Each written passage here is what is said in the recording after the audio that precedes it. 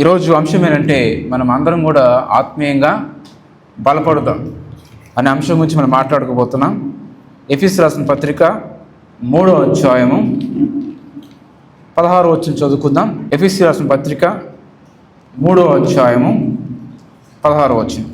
తన మహిమైశ్వర్య చెప్పున మీకు దయచేయవలనని మీరు దేవుని సంపూర్ణత యందు పూర్ణ ఉన్నట్లుగా ప్రేమయందు వేరుపారి స్థిరపడి సమస్త పరిశుద్ధులతో కూడా దాని వెడల్పు, పొడుగు, లోతు, ఎత్తు ఎంతో గ్రహించుటకును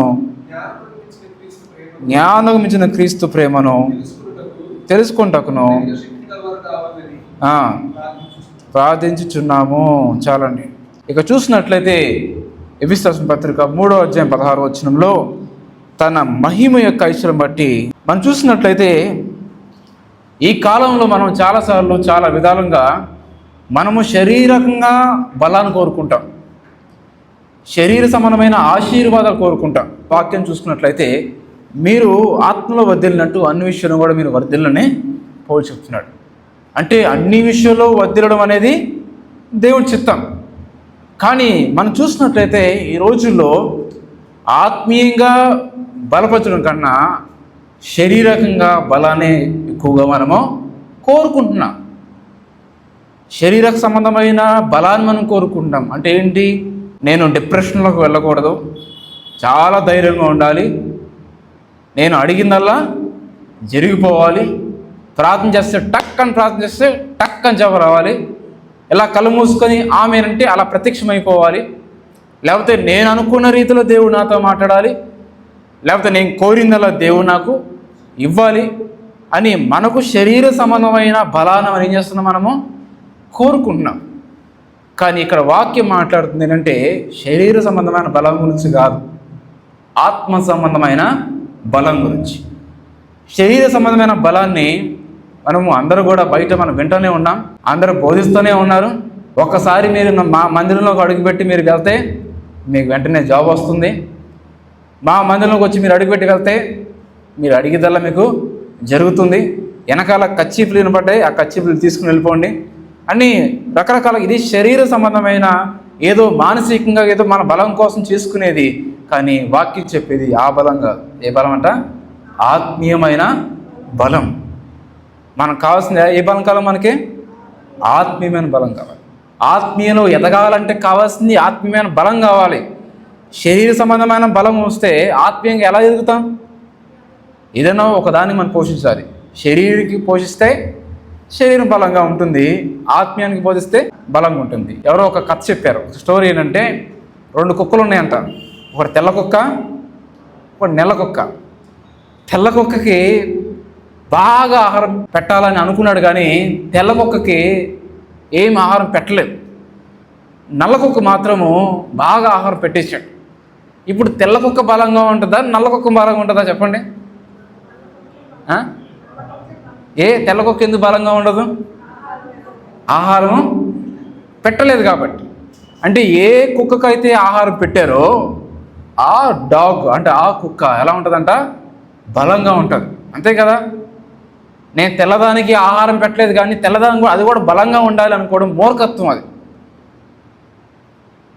తెల్ల కుక్క కూడా బలంగా ఉండాలంటే దానికి కావాల్సింది తెల్ల కుక్క కూడా ఆహారాన్ని పెట్టాలి. ఇక్కడ పాయింట్ ఏంటంటే ఒక కుక్కకు మాత్రమే మనం ఆహారం పెట్టాలి. అది తెల్లదే అవ్వచ్చు, అది నల్లది అవ్వచ్చు. అంటే అర్థమేనంటే తెల్ల కుక్క అంటే ఆత్మ, నల్ల కుక్క అంటే శరీరం. అంటే ఉదాహరణ చెప్తున్నాను, పోల్చుకోవద్దు మీరు. అంటే ఇప్పుడు మీరు ఆత్మకు మీకు కావాల్సిన ఆహారం మీరు పెట్టినప్పుడు శరీరం ఏమవుతుంది? కొంచెం వీక్ అవుతుంది కొంచెం. ఎందుకంటే ఆత్మీయంగా ఉన్నప్పుడు ఎక్కువ మనం ఆహారం తీసుకోవడానికి ఇష్టపడము, ఇష్టమైన తినడానికి ఇష్టపడము, ఎక్కువ ప్రేయర్లో ఉండడానికి, ఎక్కువ ప్రార్థన చేసుకోవడానికి, ఎక్కువ బైబిల్ చదవడానికి ఇష్టపడతాం. కానీ శరీరానికి ఆహారం పెట్టామనుకోండి, శరీరానికి కావాల్సిన అన్నీ కూడా దొరికితే మనం శరీరం ఒప్పుకోదు. ముందు పద తినేసావు కదా, వెళ్ళి ఏం చేయాలి? వెళ్ళి పడుకో. బాగా గట్టిగా బిర్యానీ అంటే ఏమవుతుందండి? బాగా ప్రార్థన చేస్తారా చెప్పండి? ఏమవుతుంది? బిర్యానీ ప్యాకెట్ తీసుకొచ్చున్నారు, దమ్ బిర్యానీ కానీ చికెన్ కానీ తీసుకొచ్చున్నారు. చికెన్ ఫ్రై బిర్యానీ కానీ దమ్ బిర్యానీ కానీ మంచిగా ఆకలేసింది, కడుపు నిండా తినేసాను. మీరు వెళ్ళి కడుపారా వెళ్ళి ప్రార్థన చేస్తారా? ఏం చేస్తారు? కడపారా వెళ్ళి పడుకుంటారు వెళ్ళి. అవునా కదా? ఎందుకు? శరీరానికి ఏం చేశారు? మీరు ఆహారం పెట్టారు. ఆత్మీయంగా ఆహారం ఉండాలంటే కొద్దిగా తినండి, ఇది తినండి. మీకు నిద్ర వస్తుందా? పొరపాటు కూడా మీకు నిద్ర రాదు. ప్రార్థన చేయాలని మీకు ఒక వాంఛ కలుగుతుంది. ఇంకా ఏదైనా చాలా విషయాలు మీకు భారాలు కలుగుతాయి. దానికోసం నేను ప్రార్థన చేయాలి, దీనికోసం నేను ప్రార్థన చేయాలి, మీకు మనసు వస్తుంది. మీకు ఆ భారం వచ్చినప్పుడు కూడా మీకు తినాలన్న ఆశ కూడా మీకు రాదు. చూడండి, మీ ధ్యాస అంతా కూడా ఆ సబ్జెక్ట్ నేను పాస్ అవ్వాలి, లేకపోతే నేను దేవుణ్ణి బాగా ఎదగాలి, ఫలానా నేను జయించాలి, ఫలానా పాపాన్ని నేను జయించాలి, ఫలానా సమస్య నుంచి నేను బయటికి రావాలని చెప్పి ఎక్కువ ఈ ధ్యాస ఉంటుంది. కానీ నేను ఫ్రై తినాలా, నేను లెగ్ పీస్ తినాలా, పీసులు తినాలని మనకు ఉండదు. అట్లా ఇది కూడా అంతే. మనము దేని పోషిస్తున్నాం అనేది ప్రాముఖ్యం. తెల్ల కుక్కను పోషిస్తే అది బలంగా ఉంటుంది, నల్ల కుక్కను పోషిస్తే అది బలంగా ఉంటుంది. ఆత్మను పోషిస్తే ఆత్మ బలంగా ఉంటుంది, శరీరాన్ని పోషిస్తే శరీరం బలంగా ఉంటుంది. ఏది పైపెచ్చి ఉంటుందో అది నిన్ను కంట్రోల్ చేస్తుంది. ఆత్మకు పెట్టామనుకో, ఆత్మకు ఆహారం దొరికితే ఆత్మ నిన్ను ఏం చేస్తుంది? కంట్రోల్ చేస్తుంది. అప్పుడు శరీరం నిన్ను ఏం చేయలేదు. కానీ నువ్వు శరీరానికి ఆహారం పెట్టినప్పుడు శరీరం ఏం చేస్తుంది? నిన్ను కంట్రోల్ చేస్తుంది. కాబట్టి నువ్వు దేనికి ఫీడ్ చేస్తున్నావు, దేనికి ఆహారం పెడుతున్నావు అనేది అది ప్రాముఖ్యం. దాన్ని బట్టి నీ ఆత్మీయ స్థితి ఉంటుంది అని చూసుకుందాం. ఆత్మీయ బలపడదాం అనే విషయంపై మనం ఆశ్చర్యకరమైన 7 విషయాలు మనం పరిశీలన చేద్దాం. యెహోషువ గ్రంథము 1వ అధ్యాయము 8వ వచనం.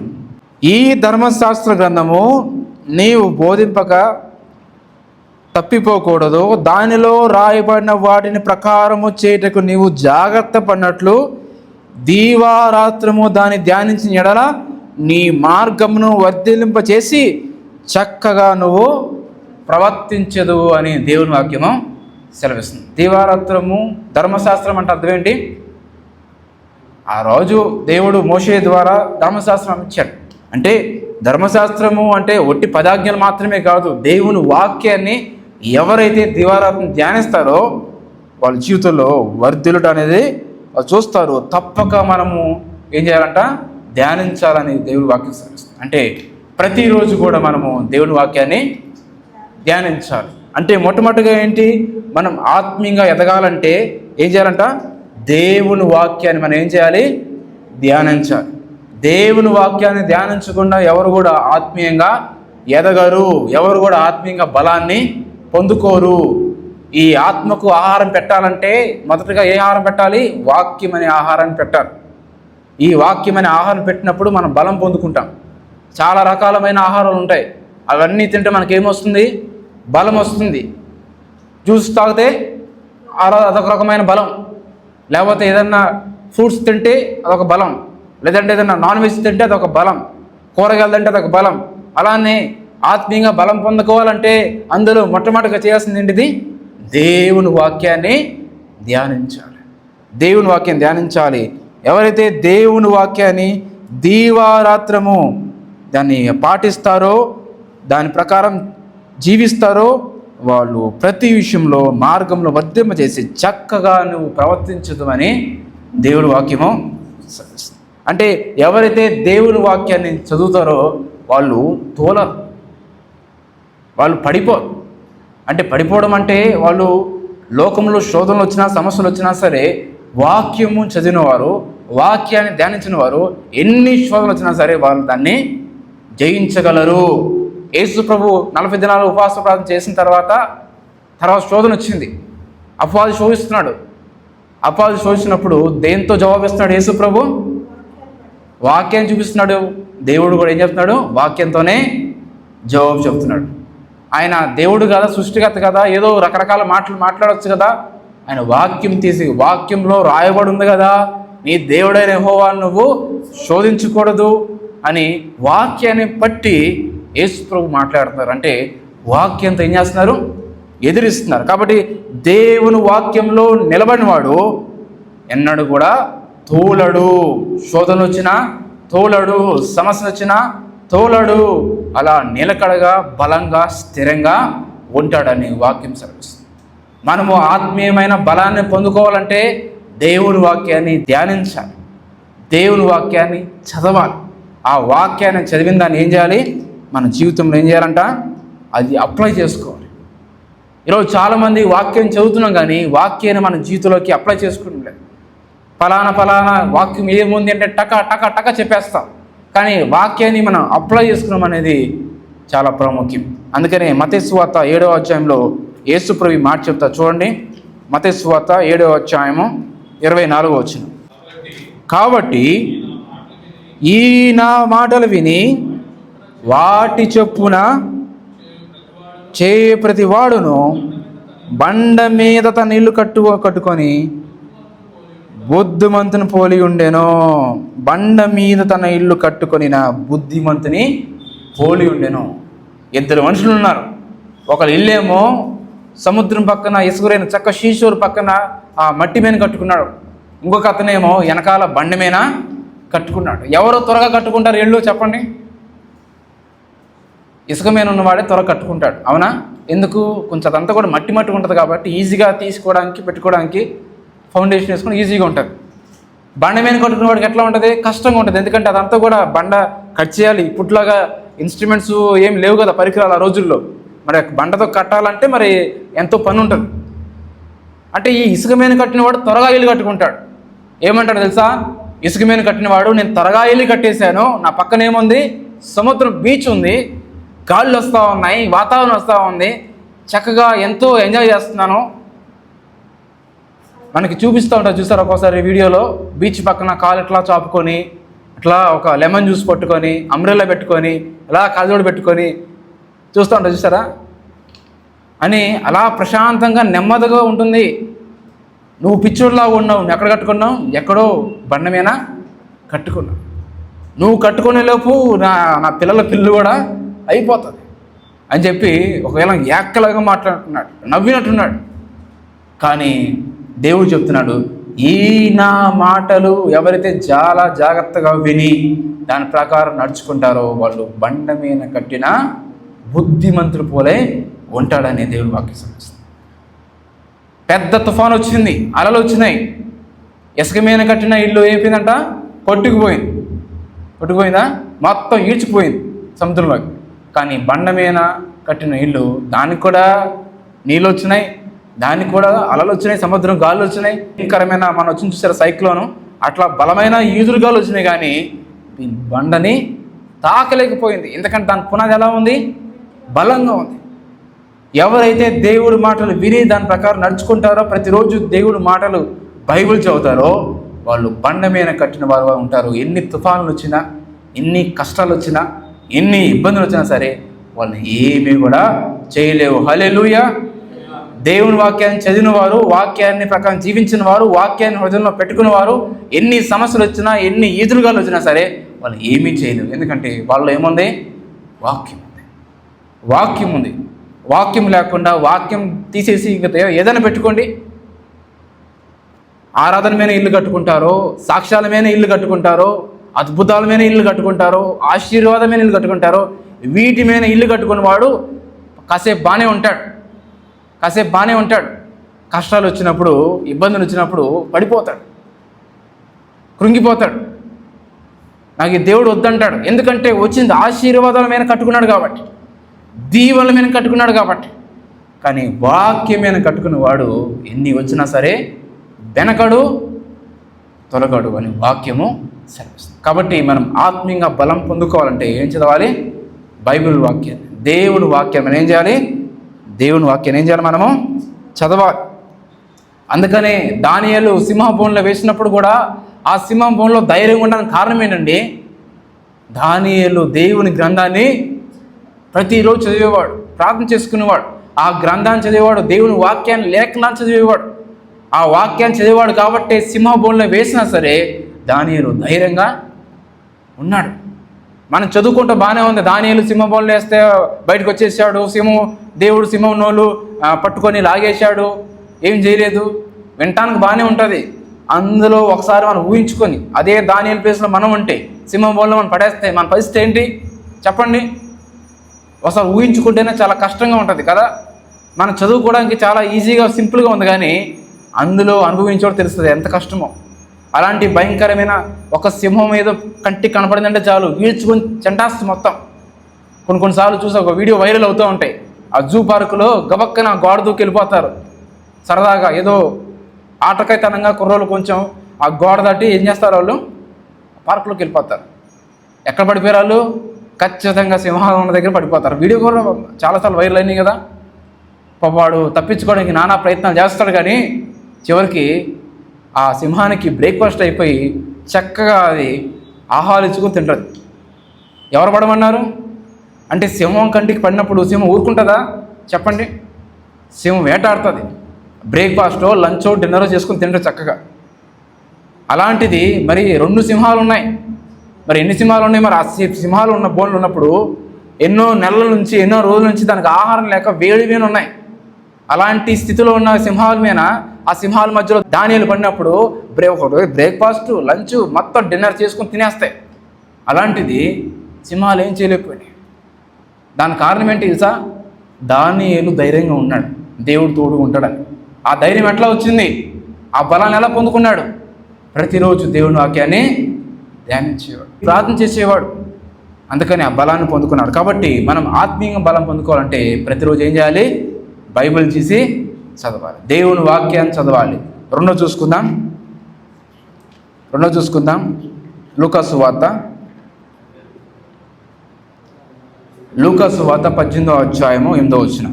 లూకా సువార్త 18వ అధ్యాయం 1వ వచనం. రెండోదిగా మనం ఎలా బలం పొందుకుంటామంటే, ఎలా బలపరచబడతామంటే ఆత్మీయంగా ప్రార్థనలో బలపడతాం. రెండవదిగా మనం ప్రార్థనలో బలపడతాం. లూకా సువార్త 18వ అధ్యాయము 1వ వచనం. వారు విసుకక నిత్యము ప్రార్థన చేయుచుండవలే నుండకు ఆయన వారితో ఈ ఉపమానం చెప్పాను. వారు విసుకక నిత్యము ప్రార్థన చేయుచుండవలే అంటే ప్రార్థన చేయవాళ్ళు మనం అలసిపోకుండా ఉండాలి. ఎందుకంటే ప్రార్థన అనేది మన ఆత్మకి ఏంటిది? ఆత్మీయమైన ఆహారాన్ని లభిస్తుంది. మనం ఎప్పుడైతే ప్రార్థనలో ఉంటామో, ప్రార్థన గడిపినప్పుడు మన ఆత్మీయంగా ఏమవుతాం? బలపరచబడతాం, ఆత్మలో మనం ఎదుగుతాం. అందుకనే ప్రార్థన అనేది ఒక ఊపిరి వంటిది. ప్రార్థన అనేది ఒక ఆత్మిక బలం వంటిది. నువ్వు ఎన్ని అన్నా ప్రార్థన చేయాలనుకోండి, ఆత్మీయంగా మనం చాలా వీక్గా ఉంటాం. అంటే మనం ఆత్మీయంగా బలం పంచుకోవాలంటే ఏం కావాలి? ప్రార్థన. ఏం కావాలి? ప్రార్థన. నిత్యము ప్రార్థన చేసేవారు ఉండాలి, ప్రార్థన మనసు కలిగి ఉండాలి. అంటే ప్రార్థన అంటే విసుకగా ప్రార్థన చేయమంటే ఇంకా ఏ పని చేయకుండా, ఏ జాబ్ చేయకుండా కళ్ళు మూసుకొని 24/7 కూర్చొని ప్రార్థన చేయమని కాదు. నువ్వు ఏం పని చేస్తున్నా, నువ్వు ఎక్కడున్నా సరే ప్రార్థన మనసు కలిగి ఉండడం. ఏదైనా వ్యాపారం చేస్తున్నా సరే ఆ మనసు లోపల ఆ దేవుడితో మాట్లాడుతూ ఉంటావు. నడుచుకుంటూ వెళ్తున్నప్పుడు, వాకింగ్కి వెళ్తున్నప్పుడు ప్రార్థన చేయకూడదా? ప్రభా నేను కూడా ఇలానే ప్రభా నీతో కలిసి నడవాలి, ప్రభా నేను కూడా ఇలానే నీతో నడవాలి, హానోకు నడిచినట్లు నేను కూడా నీతో నడవాలి ప్రభా, నీ రాజ్యాన్ని చేరాలి ప్రభా అని ప్రార్థన చేయొచ్చు కదా. వంట ఉంటున్నప్పుడు ప్రార్థన చేయొచ్చు, పని చేస్తున్నప్పుడు ప్రార్థన చేయొచ్చు, మనసులో మనం ప్రార్థన చేసుకోవచ్చు. మనం ఏ పని చేసినా సరే, మనం ఎప్పుడు ఆత్మీయంగా ఎదగాలన్నా సరే మనం ప్రార్థన చేసేవారుగా మనము ఉండాలి. ప్రార్థన చేసినప్పుడు మన చేతిలో గొప్ప కార్యాన్ని మనము చూస్తాం. 1 రాజులు 18వ అధ్యాయము 41 నుంచి 45 వచ్చిన చూసుకుందాం. మరి ఇక్కడ చూస్తే ఏలియా వర్షం రాకుండా ఏం చేశాడు? ప్రార్థన చేశాడు. వర్షం రాకుండా ఉండటానికి ప్రార్థన చేశాడు. మరలా అదే వర్షం మళ్ళీ దేవా వర్షాన్ని కుమ్మరించు ప్రభా అంటాను కూడా ప్రార్థన చేశాడు. అంటే దేవుడు మన ప్రార్థన ద్వారా ఆత్మీయ బలాన్ని పొందుకునేలా చేస్తాడు. ఏలియా ప్రార్థన చేసినప్పుడు వర్షం ఆగిపోయింది, ప్రార్థన చేసినప్పుడు మరలా వర్షము పడింది. ఎలాగొచ్చింది? ఆత్మలో బలంగా పడ్డాడు కాబట్టి, ఆత్మీయంగా బలంగా ఉన్నాడు కాబట్టి ఆ బలమైన ప్రార్థన చేసినప్పుడు దేవుడు అద్భుతమైన కార్యాన్ని చేశాడు. మనం ఆత్మీయంగా బలం పొందుకోవాలంటే ఏం చేయాలి? రెండోది ప్రార్థన చేసేవారుగా ఉండాలి. ఏదో 2 నిమిషాలు 3 నిమిషాలు ప్రార్థన. ఈరోజు చాలామంది ప్రార్థన అంటే మర్చిపోతున్నారు. ప్రార్థన అంటే వెనకాల ఒక బ్యాక్గ్రౌండ్ మ్యూజిక్ పెట్టుకొని ఇంకా ఆరాధనలు పెట్టుకుంటా చూసారా? వర్షిప్లో నాన్నప్పుడు ఆ మ్యూజిక్ వస్తూ ఉంటే కన్నీరు వస్తూ ఉంటుంది, ఏడుస్తూ ఉంటారు, ప్రార్థన చేస్తూ ఉంటారు. మళ్ళీ ఆ మ్యూజిక్ ఆఫ్ చేశారనుకోండి ప్రార్థన రా. ఇప్పుడు వర్షిప్ జరుగుతూ ఉన్నప్పుడు ఒక పాట పాడుతూ ఉంటారు, మెల్లని స్వరం వస్తూ ఉంటుంది, ఒక ఏడుస్తూ ఉంటారు. అంటే అంటే ఏదో మనం మ్యూజిక్ వల్ల వచ్చే ఏడుపు కాదు. మ్యూజిక్ ఉన్నా లేకపోయినా, పాట పాడపోయినా సరే మనం కన్నీటి ప్రార్థన మనము చేయాలి. ఒకప్పుడు ఏ మ్యూజిక్ ఉంది, ఒకప్పుడు ఏ వర్షిప్లు ఉన్నాయి చెప్పండి? ప్రార్థన అన్నప్పుడు మన మనసు దేవునితో కనెక్ట్ అయినప్పుడు, ప్రార్థన టక్కని కంట్లోంచి ఏమొస్తే గుండె నీళ్ళతో నిండిపోయినప్పుడు వెంటనే ప్రార్థన అనగానే కంటిలోంచి నీళ్ళు వచ్చేస్తాయి. ప్రార్థన చేసేవారుగా ఉండాలి. ప్రార్థన చేసినప్పుడు మన ఆత్మీయ బలాన్ని మనం పొందుకుంటాం. చాలామంది ఆత్మీయంగా బలం పొందుకోవడం కారణం ఏంటంటే ప్రార్థన చేయకపోవడం. 2 నిమిషాలు 3 నిమిషాల ప్రార్థన మనం ఆత్మీయ బలాన్ని పెంచులా సహాయం చేయదు.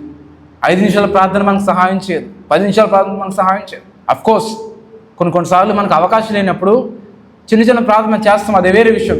కానీ ఆ చిన్న ప్రార్థనలు మనం చేసేవారు ఉండకూడదు. కానీ కనీసం ఒక అర్ధగంట అయినా, కనీసం ఒక గంట అయినా సరే మనం ప్రతిరోజు దేవునితో గడిపే వారుగా ఉండాలని దేవుడు కోరుకుంటున్నాడు. అప్పుడు మాత్రమే మనం ఆత్మీయ బలాన్ని ఏం చేస్తాం, పొందుకుంటాం. అలానే 3 చూసుకున్న అపొస్తలుల కార్యాలు 1వ అధ్యాయము 8వ వచనం చూస్తే పరిశుద్ధాత్మ నిన్నుట ద్వారా మనం బలపడతాం. అపొస్తలుల కార్యాలు 1వ అధ్యాయం 8వ వచనం. ఆయనను పరిశుద్ధాత్మ మీ మీదకు వచ్చినప్పుడు మీరు శక్తి నొందెదరు గనుక మీరు యెరూషలేములోను యూదయ సమరయలోను దేశమంతటిని భూ దిగంతముల వరకును నాకు సాక్షులై ఉందురని వారితో చెప్పెను. ఆత్మీయ బలాన్ని ఎలాగ మనం సంపాదించుకోగలం, ఎలాగ మనం మరి ఆ బలపడతామంటే పరిశుద్ధాత్మ ద్వారా, పరిశుద్ధాత్మను నింపడం ద్వారా. ఆ పరిశుద్ధాత్మతో మనం నింపబడినప్పుడు మన ఆత్మీయ బలాన్ని మనము పొందుకుంటాం. బైబిల్ చూస్తే ఇక్కడ మనకు పేతురు కనబడతాడు అపొస్తలుల కార్యాలు. అప్పుడు దాకా పేతురు ఎలా ఉన్నాడు? పిరికివాడుగా ఉన్నాడు. అవునా? పిరికివాడుగా ఉన్నాడు. ఏదన్నా వెళ్ళి యాజక దగ్గరికి, ప్రధాన దగ్గరికి వెళ్ళి చెప్పాలంటే భయపడేవాడుగా ఉంటాడు. అలాంటి పేతురు మరి ఆ రోజు పెంతెకొస్తు దినమందు పరిశుద్ధాత్మ ద్వారా నింపబడిన తర్వాత ఏ పేతురు అయితే పిరికివాడుగా ఉన్నాడో, ఏ పేతురు అయితే భయపడుతూ ఉన్నాడో, అదే పేతురు ఎలా ఉన్నాడంట?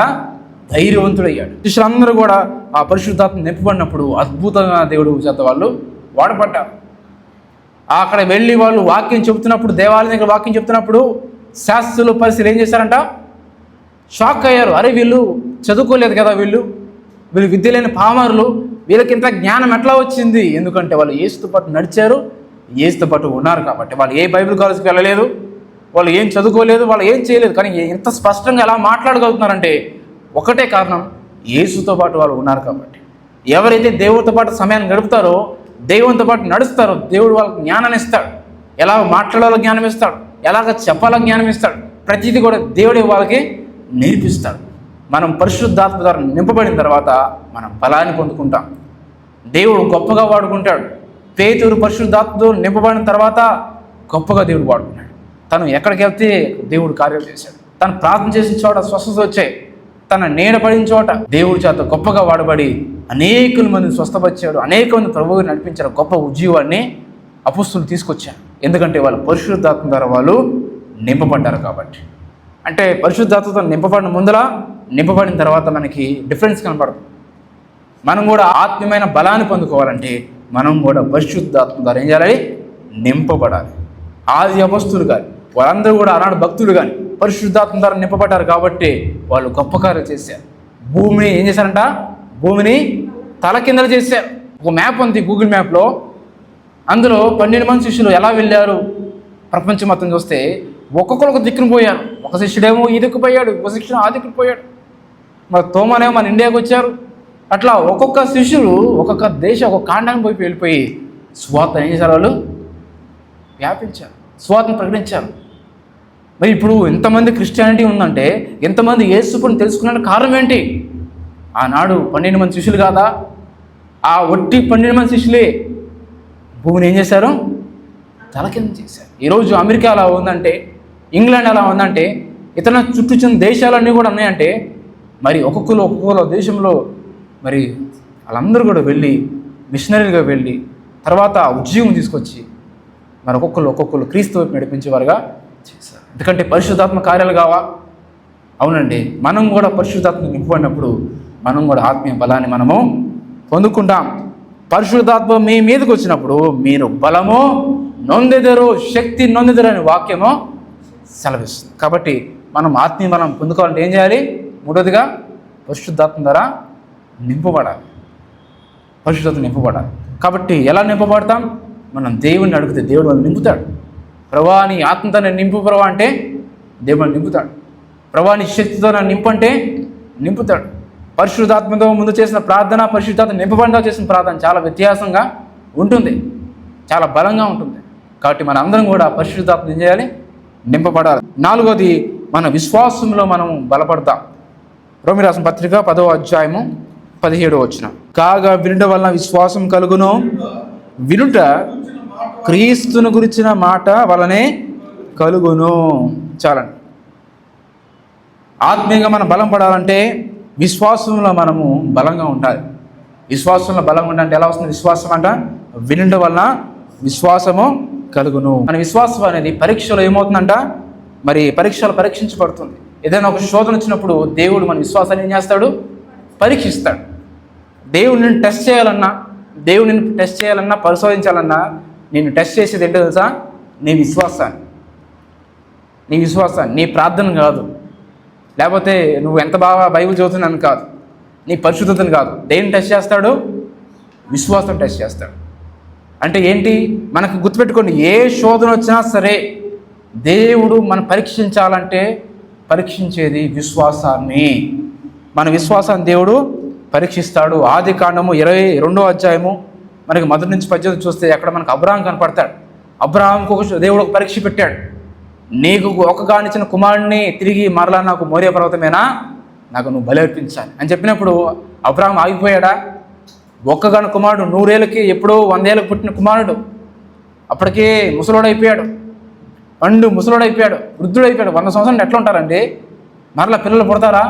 అలాంటి వయసులో ఉన్నప్పుడు పిల్లలు పుట్టినప్పుడు సంతోషపడ్డాడు. కానీ మరలా ఆ కుమారుడు నాకు ఇచ్చేయని చెప్పినప్పుడు దేవుడు దాన్ని పరీక్షించినప్పుడు తన విశ్వాసాన్ని విఫలమవ్వలేదు. వెళ్ళమన్నప్పుడు తన భార్య కూడా చెప్పకుండా పెందరగడ్డ లేచి పనివాడిని తీసుకొని వెళ్ళిపోతాడు. వెళ్ళిపోయి దేవుడిని క్వశ్చన్ అడగలేదు, ప్రభా ఎందుకు నేను ఇవ్వనని చెప్పలేదు. వెళ్ళిపోయాడు అంతే. వెళ్ళిపోయాడు, కట్టలు తీసుకున్నాడు, ఆ మరో పర్వతానికి వెళ్ళాడు. కొడుకు అడుగుతాడు, తండ్రి గొర్రె ఎక్కడా అంటే, యెహోవా చూచుకొనును, దేవుడు చూసుకుంటాడయ్యా అని చెప్పినప్పుడు ఆ కుమారుడు కూడా పడ్డాడు. ముసలోడా నిన్ను నేను చంపుతానని చెప్పి అక్కడ వేసి నన్ను నువ్వు వేస్తావని చెప్పి ఇసాకు అనలా, తండ్రికి ఒబే చేశాడు. ఇక్కడ చూడండి, అబ్రహాము దేవుడికి ఒబేగా చేస్తే ఇస్సాకు అబ్రహాముకి ఒబే చేశాడు. దేవుడు చెప్పిన మాటకు అబ్రహాం ఏం చేశాడు? విధేయత చూపించాడు. దేవుడి మాటకు అబ్రహాం విధేయత చూపించాడు. అబ్రహాం మాటకు ఇస్సాకు విధేయత చూపించాడు. మనము దేవుడికి విధేయత చూపిస్తే మన వెనకాల ఉన్నవారు మనకి విధేయులుగా చూపిస్తారు. విధేయత చూపించడం అంటే చెప్పింది వాళ్ళు చేస్తారు. మనం దేవుడితో చెప్పింది చేయడం లేదంటే మన వెనకాల చెప్పిన వాళ్ళు కూడా మన మాట చేయరు. కాబట్టి మనం విశ్వాసంలో బలపరచబడాలంటే బలం పొందుకోవాలి. విశ్వాసం మనం బలం నొందుకోవాలనే వాక్యము సెలవిస్తుంది. కాబట్టి వినడం వలన మనము క్రీస్తు గురించి మాట్లాడు ఏ పడతాయి వింటే మనకు విశ్వాసం పెరగదు, ఉన్న విశ్వాసం కూడా పోతుంది. ఆ వార్తలు ఈ వార్తలు, వాళ్ళు చనిపోయారు వీళ్ళు చనిపోయారు, 24/7 విశ్వాసం ఉంటుందా పోతుందా? ఉన్న విశ్వాసం కూడా పోతుంది. విశ్వాసం పెరగాలంటే క్రీస్తు గురించి మాటలు మాత్రమే మనము వినాలి. విశ్వాసం ఏం చేస్తుందంటే ఆత్మకు బలం అందిస్తుంది, దేవుడిపై విశ్వాసం పొందేలాగా చేస్తుంది. కాబట్టి విశ్వాసం ఊడిపోకూడదు. మన విశ్వాసంలో బలం ఉండాలంటే దేవుడి మాటలు వినాలి. ప్రతి ఆదివారం వచ్చి మందిరం రావాలి, వచ్చి ఆయన మాటలు వినాలి. అలానే యూట్యూబ్లో కానీ ఎక్కడైనా వాక్యం వినిపినప్పుడు వాక్యాలు వినాలి. దేవుడు సంబంధించిన మాటలు వినాలి, కానీ దేవుడు సంబంధించిన కాకుండా వ్యర్థమైన వాటిని మనము వినకూడదు. వెంట ఏమవుతుంది? ఉన్న విశ్వాసం కూడా పోతుంది. నీ విశ్వాసం పెరగాలంటే క్రీస్తు గురించి మాత్రమే, వేరే వాటి గురించి కూడా మనము వినకూడదు. మన ప్రేమలో మనము బలపడతాం. మొదటి కొరింథీయుల పత్రిక 13వ అధ్యాయము 2వ వచనం చూసినట్లయితే ప్రేమ లేకపోతే మనము వ్యర్థులమని వాక్యం సెలవిస్తుంది. మొదటి కొరింథీయుల పత్రిక 13వ అధ్యాయము 2వ వచనం. ప్రవచించు కృపామము కలిగి మర్మములన్నీ జ్ఞానమంతయు ఎరిగిన వాడునైనను కొండలను పెకిలింపగల పరిపూర్ణ విశ్వాసం గలవాడైనను ప్రేమ లేని వాడినైతే నేను వ్యర్థుడను. ఒకవేళ ప్రవచించేవారు వరమున్నా, కొండలను పెకిలించే విశ్వాసం నాకున్నా, బలంగా ఏలియాలాగా వర్షాన్ని ఆపేసి వర్షాన్ని కురిపించే ఆ ప్రార్థన వరం అనుకున్నా, ప్రేమ లేని వాడైతే మనము వ్యర్థులమని వాక్యము సెలవిస్తుంది. ఏది ఉన్నా ఏది లేకపోయినా ప్రతి క్రైస్తవుడికి ఉండాల్సింది ఏంటి తెలుసా? ప్రేమ. ఏముండాలి? ప్రేమ. ఎందుకంటే బైబిల్ ఒక సెలవిస్తుంది, దేవుడు ప్రేమయే ఉన్నాడు. గాడ్ ఈజ్ లవ్ అని రాస్తుంది. నీకు ప్రవచన వాక్యం లేకపోయి ఉండొచ్చు, నువ్వు ప్రవచన చేయకపోయి ఉండొచ్చు, స్వస్థత చేయకపోయి ఉండొచ్చు, లేకపోతే నీలో ప్రత్యేకమైన తలాంతులు లేకపోయి ఉండొచ్చు, వరాలు లేకపోయి ఉండొచ్చు. కానీ ఏది ఉన్నా ఏది లేకపోయినా సరే ప్రేమ మనము కలిగి ఉండాలి. ఒకరి పట్ల ఒకరు మనము ప్రేమ ఆప్యాయత కలిగి ఉండాలి. ఎక్కడ మన హృదయంలో గర్వం కానీ, ద్వేషం కానీ, కోపం కానీ ఉండకూడదు. మన ఇతరులను ప్రేమించేవారుగా ఉండాలి.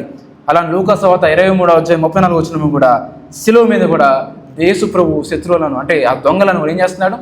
దొంగలను కానీ, అట్లానే సైనికులు కానీ, శత్రువులను ఏం చేస్తున్నాడు? ప్రభా, వీరు ఏం చేయించున్నారో వీరు ఎరగరు కనుక దయచేసి క్షమించమని ప్రార్థన చేస్తున్నాడు. యేసు క్రీస్తు ప్రభు వారికి మనం చెప్పిన సిలువలేనంటే క్షమాపణ ఎట్లా వస్తుంది? క్షమించిన ఎట్లా వస్తుంది? ప్రేమ కలిగిన వాడు క్షమించగలడు. కాబట్టి యేసు క్రీస్తు ఎలాగైతే క్షమించాడో మనం కూడా ఇతరులను క్షమించేవారు ఉండాలి. నేను ఏ తప్పు చేయలేదండి, వాళ్ళు అన్నారండి, అయినా సరే మనము క్షమించే హృదయం కలిగి ఉండాలి. ఎందుకంటే ప్రేమ మనలో ఉంటే దేవుని యొక్క స్వభావం మనలో కనపడుతుంది, ఇతరులు కూడా మనం చూస్తారు. కాబట్టి మనం క్రీస్తు ప్రేమ కలిగి ఉండాలి, దేవుడి ప్రేమ కలిగి ఉండాలి. ఎవరైనా ఏదైనా టక్కన మాట మనం ఏదైనా నిందించినప్పుడు అన్నప్పుడు తిరిగి వాళ్ళు మనం క్షమించేవారు ఉండాలి. అదే క్రీస్తు మనకు నేర్పించింది. కాబట్టి ప్రేమ లేని వాడినైతే నేను వ్యర్థుడనే అని చెప్పి ఎవరు చెప్తున్న మాట? అపోస్తలుడు పౌలు చెప్తాడు. కాబట్టి మనం దేవుడి ప్రేమ కలిగి ఉండాలి, క్రీస్తు ప్రేమ కలిగి ఉండాలి, ఇతరులను క్షమించేవారు ఉండాలి.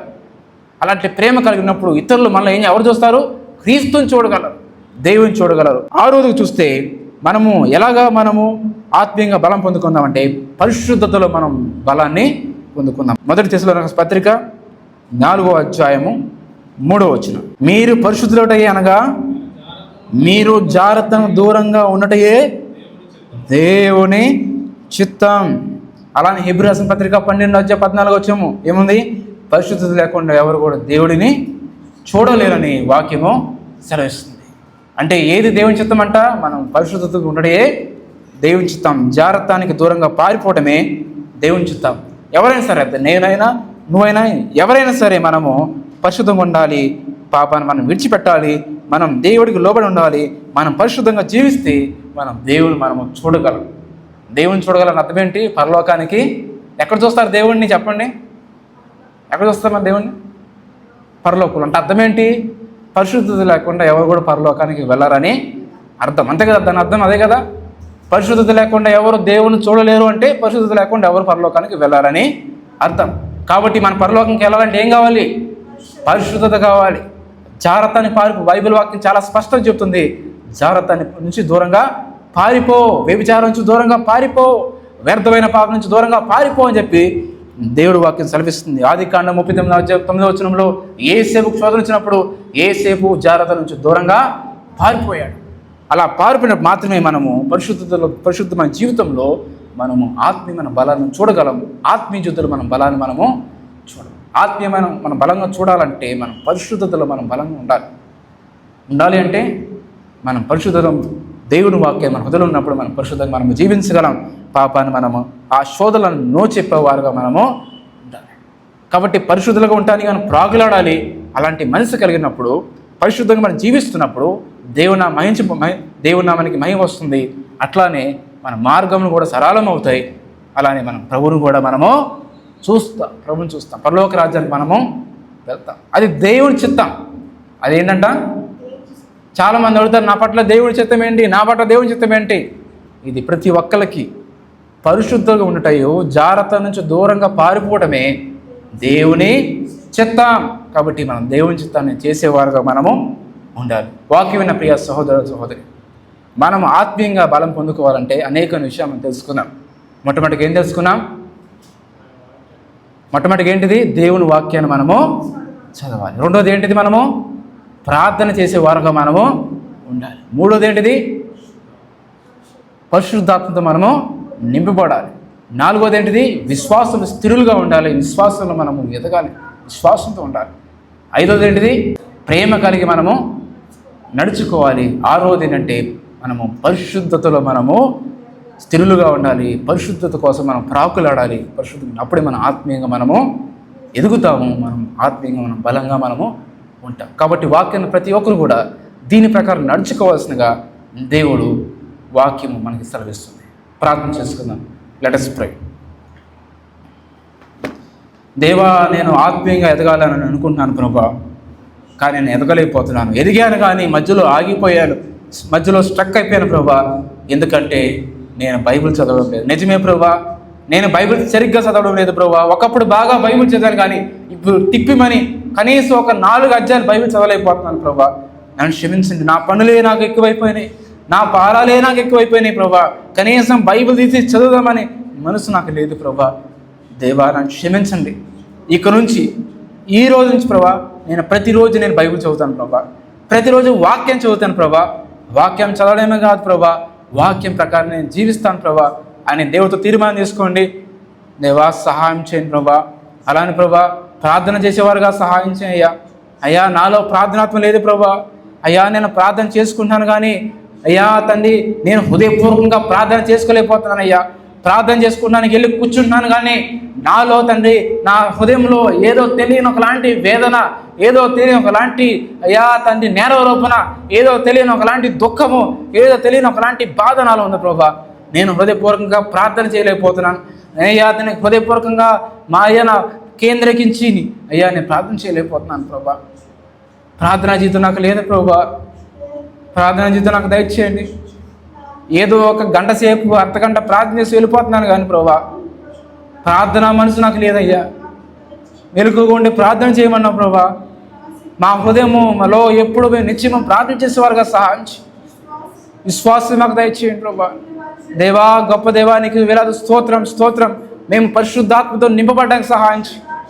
మీరు శరీర కార్యాలు నెరవేర్చకూడదంటే మీరు ఆత్మఫలం, ఆత్మలో నడువుడి మీరు శరీర కార్యాలు నెరవేర్చని వాక్యం తెలివిస్తుంది కదా ప్రభా.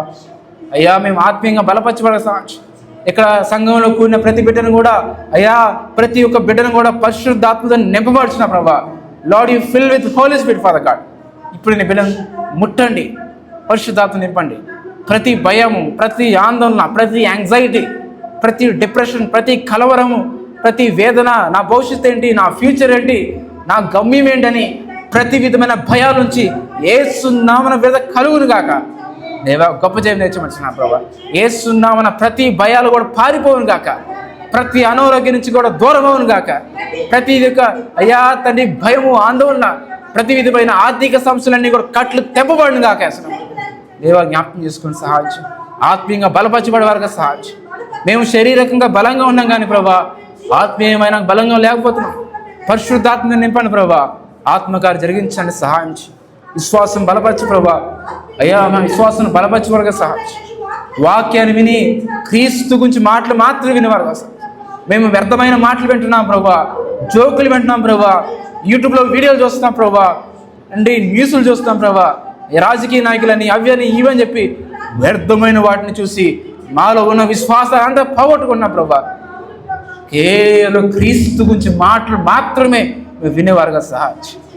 దేవా, దేవా సహాయం. మా విశ్వాసాన్ని బాగు చేయండి, మా విశ్వాసాన్ని బాగు చేయండి. ఇదిగో పేతురు ముందు నీ విశ్వాసం, ఓ నీ విశ్వాసాన్ని పాడైపోయింది. అల్ప విశ్వాసి అన్నా కదా ప్రభా. నా విశ్వాసాన్ని బాగు చేయవా ప్రభా. మేము పరిశుద్ధంగా జీవించేవారుగా సహాయం. జాగ్రత్త నుంచి, పాప నుంచి దూరంగా పారిపోయే దేవుని చిత్తం ఉన్న ప్రభు. పాప నుంచి దూరంగా పారిపోయేవారుగా సహాయం. పరిశుద్ధంగా జీవించేవారుగా సహాయం. నిలకడగా ఉండేవారుగా సహాయం చేయండి. అయ్యా తండ్రి, తుమ్మితే ఊడిపోయి ముక్కు వాళ్ళే ఉండని వద్దనైనా. దేవా, ఎన్ని శోధనలు వచ్చినా, ఎన్ని సమస్యలు వచ్చినా బండ మీద కట్టుబడిన ఇల్లు వాళ్ళే ప్రభా. తుఫాన్లు వచ్చినా, శోధనలు వచ్చినా, ఆర్థిక సమస్యలు వచ్చినా, అనారోగ్యం వచ్చినా ఏది కూడా మమ్మల్ని వేరు చేయదు. ఎందుకంటే ప్రభా, క్రీస్తు తన పునాది మీద బండ మీద కట్టబడింది కాబట్టి. అయ్యా, అక్కడ కూడిన బిడ్డలందరూ దీవించండి. నీ బిడ్డలు ఏ సమస్యలతో వచ్చారు, ఏ అక్కలతో వచ్చారో, ఏ సమస్య ఎరిగిన వాడు ప్రభా, వాళ్ళ కష్టాలు, వాళ్ళ ఇబ్బందులు, వాళ్ళ పోరాటాలని ఎరిగిన వాడు బిడ్డలందరూ కూడా సహాయం చేయి. ప్రియుడా, నువ్వు ఆత్మలో వర్ధిల్లినట్టు అన్ని విషయాల్లో కూడా వర్ధిల్లివని నాకు సెలవిస్తున్నాడు ప్రభా. ముందు మేము ఆత్మీయంగా బలపరచబడితే ఆత్మీయంగా మెట్టబడి తండ్రి, మేము తండ్రి శరీరకంగా మాకు కావాల్సిన అవసరతలన్నీ కూడా తీర్చి దేవుడు ప్రభా. నీ బిడ్డల అవసరతలన్నీ కూడా తీర్చండి, వాళ్ళ అక్కలను కూడా తీర్చండి, ఆర్థిక సమస్య విడిపించండి. మీరే సహాయం స్వస్థపరచు, మీరే మాకు నెమ్మది దయచేయండి. యేసుక్రీస్తు నామమున అడిగి వేడుకుంటున్నాం తండ్రి. ఆమేన్, ఆమేన్, ఆమేన్.